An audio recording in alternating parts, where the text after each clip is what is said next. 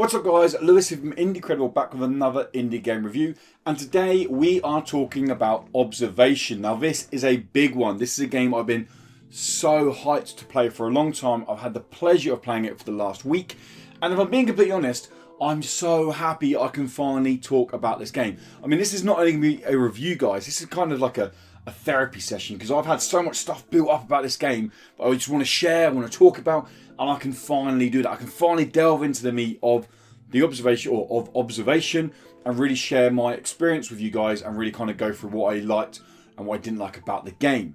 Before I go any further, I will quickly say that we don't score games here anymore, guys. So if you're here looking for a score at the end of this review, I'm afraid you're going to have to go somewhere else. We don't score the game. Nothing is going to come up at the end saying we give this out of 10 or out of 100. This is a deep dive into the game, a 15-20 minute video where we really chew the fat on the game, go into every little detail. No spoilers, I will point out now, no spoilers, but we go into all the details we can possibly go into, and we let you guys make the mind up at the end whether you think the game is for you or not for you. But enough of that, because I want to talk about Observation, which is developed by No Code and published by Devolver Digital.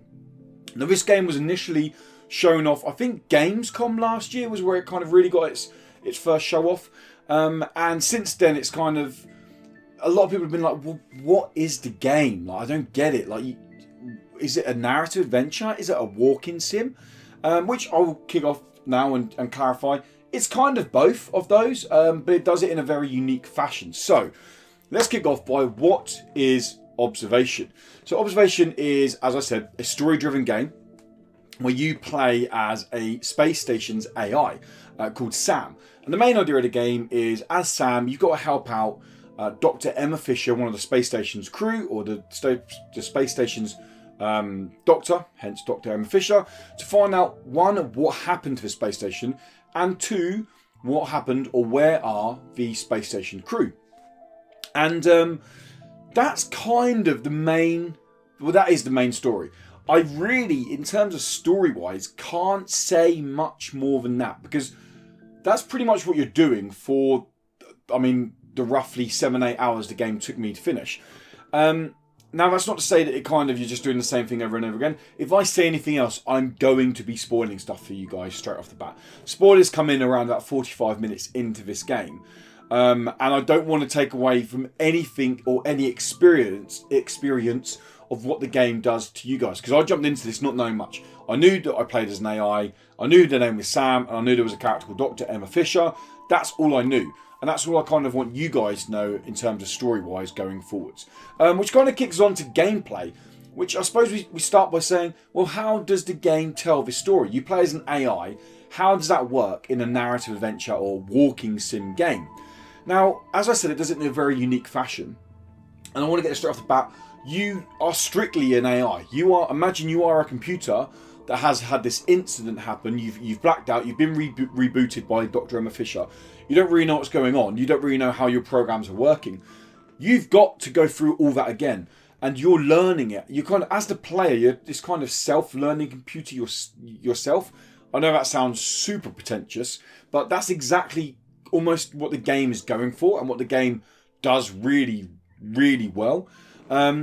So the way that this story plays out is mostly through a camera-based system.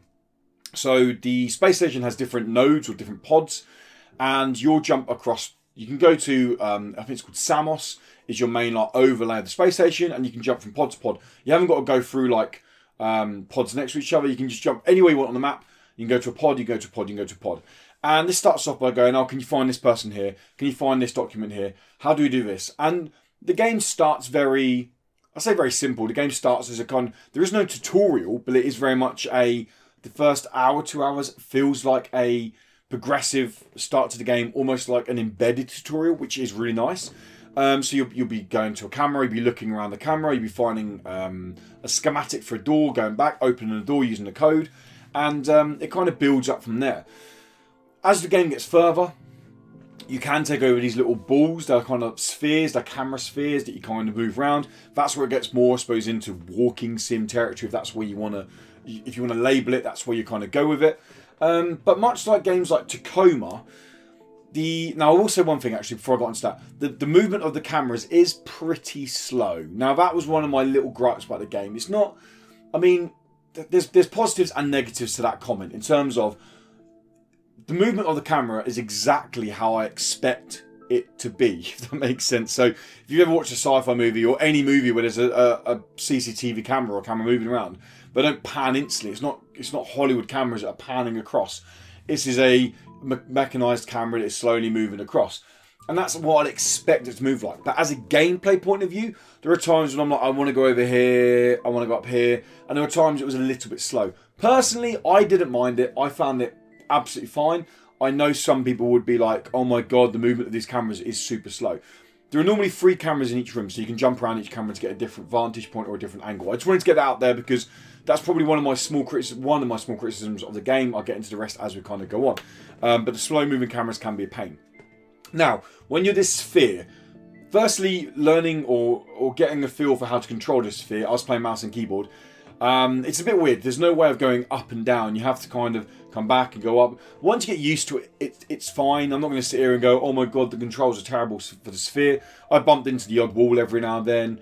But on the whole, I wasn't there going like, this is ridiculous, this is crazy. Like, it was absolutely fine. But when you're in the sphere, you can kind of, that's when you do have to go, obviously, pod to pod to pod to pod to pod. You can't just jump because you're in an actual physical sphere. And the puzzles you'll find are very much based around codes or piecing different documents together, much like you'd get in any kind of narrative adventure game. Now, the puzzles here, in all honesty, aren't that challenging. They're not like super easy, but they're not really, really challenging. The bigger puzzle comes in finding the puzzle. Now, that sounds super cryptic, I get. But let me try and give an example here, okay? So, there's a time when I had to, for example, I had to open a space evac door to be able to go out into actual space. And I was going to the control panel, and the control panel wouldn't work. And I was like, what? I don't get this. Then I was like, okay, I need to do something to coolant agent. So I went to the coolant agent, and it just wouldn't. I couldn't access the coolant stuff. And I was like, what is going on here? And I'm not kidding. It was the most simple process I had to do. And that's not saying that the game is bad for not telling me that. It's saying that the game does not hold your hand, which I respect a lot. So, as I said, you're playing the role of a computer. The first 2 hours very much feels like you're learning the game. The mistake I made was, this was about 3-4 hours into the game. I had forgotten I could actually do something in one of the UI menus. And the game doesn't just flash up going, oh, do this. You haven't done this yet. Try doing this. There's no hints coming out to you. It's a case of you've forgotten how to do it. You could spend 5 hours there thinking, what the hell do I do? You have to remember what to do. And some people might go, oh, that's a bit harsh. Like, I'm wasting my time. I don't think so. Like, I made the mistake. I forgot I could do something. It's my fault. The fault's on me, not the game. And I respect the game doesn't hold your hand. Again, you're an AI that's teaching itself again how to do stuff because you crashed basically after this incident that happened. But yeah, so finding out how to do something was a puzzle in its own right. And it kind of, these puzzles on top of puzzles all lead into you really becoming Sam, the AI itself, and really lean in and you taking over that role of Sam. And they feed into the narrative in a kind of a larger way. The narrative's going on, but they kind of feed into what's going on as well, because they're rewarding. When you do solve something and you do something, you're like, oh, I done that because I solved that puzzle. And it makes you feel, like I said, rewarded, and it does feed into the narrative. I'm not going to say any more on that because I'm staying well away from spoilers in this game. In terms of like going on from the gameplay from there, that's pretty much it. You're moving around from camera to camera to camera, and you're interacting with these spheres. Now, the story plays out a lot in front of you, and it kind of goes on in front of you. And it goes, I'll be honest, the first 3 or 4 hours, I didn't know where it was going to go. And I suppose looking back now, where it went isn't like, what? But it was nice. It was a nice surprise to where it went. The best compliment I can give Observation is that this game feels like it's a standalone sci-fi movie. Like, it's very cinematic. from the way that when there are in-game cutscenes, you're kind of the game has the letterbox in either side, the way Emma Fish will come into view. As Sam, as the camera, she'll grab you and place you down, and you're very much a passenger at that time, and they're pointing the camera where they want to point the camera, and it feels very cinematic, which is a brilliant thing, because honestly, this can stand on its own as a great sci-fi story and as a great sci-fi game. It just felt like I was kind of playing a sci-fi game for 7-8 hours roughly. In terms of playtime, that could be quicker and that could be longer. The reason it can be quicker is the way, so when you go to the Samos, your overall arching kind of map of the space station, your objective will say, go find this in UCO2, which is a pod. So you can just jump there, you can jump to the next one, you can jump to the next one, you can jump to the next one. And yeah, you could blitz for the game. You could probably do the game in 4.5, 5 hours if you really, really wanted to just jump through the nodes, get it done. Yes, you'd get narrative. Yes, you'd get a story because there are in-game cutscenes that you're kind of forced to go through. But you're not really going to get the story. You could also take longer because I think when I finished the game, I had like just over 75% of my what's called memory node full. And meaning that I only had about 75% of information really from what the game has to offer. So the way it works is, again, like any narrative adventure game, or I keep referring to walking sim because that's what other people know them as, there are like collectibles that add more story. So in the case of Observation, it's laptops. You can interact with laptops and you can find files from laptops, and normally come in the form of little emails or messages that are sent through Sam. And you can find them there between crew members. Sometimes our crew members sending stuff home. And they flesh out more of an idea of that crew member. Now, when you have enough of these found in your memory node of Sam, you can piece them all together and you get a full organic profile of that crew member. Which is really nice because when stuff happens in the game, or when you meet new crew members for the first time, or when the story develops further, it's more impactful because you meet crew members. You're like, oh, I know that this happened to them in the past, or I know that this is how they feel about this person, but this person doesn't know that they feel that about them. And yes, some of it is just teenage melodrama stuff going on, but it makes the game feel more alive.